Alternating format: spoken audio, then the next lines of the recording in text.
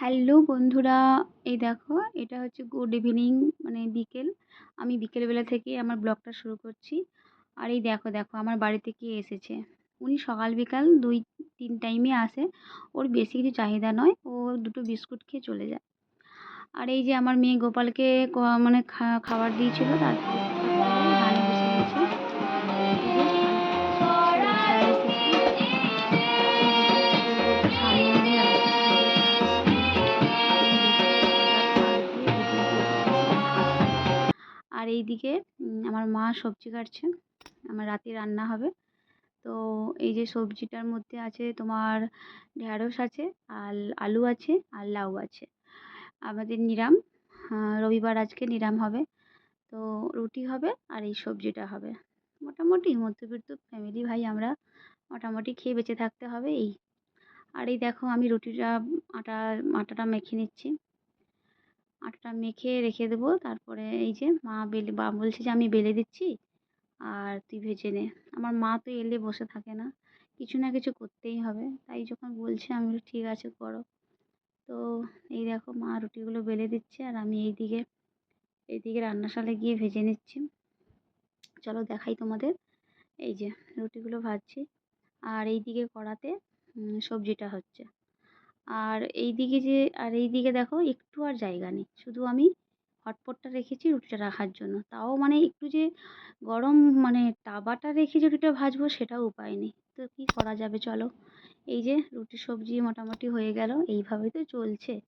আজ এত বছর তো এইভাবেই করছি, আর কাকে বলবো, কে বা শুনবে।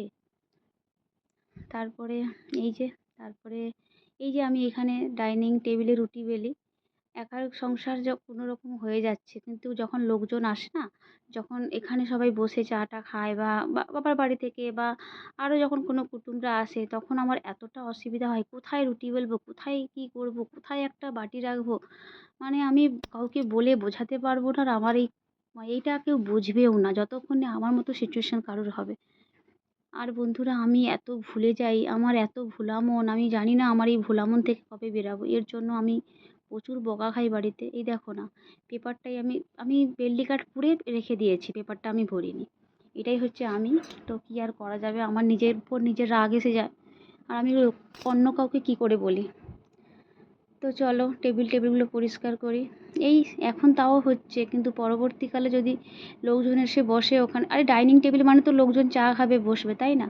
তো ওখানে তো বসে করবে, আমি তখন মানে কী করব, নিচে নিচে বসতে হবে, রুটি বেলতে হবে, উঠে ভাজতে হবে, এইরকম করে ম্যানেজ করি আর কি। কী আর করব, আর কাকে বলবো।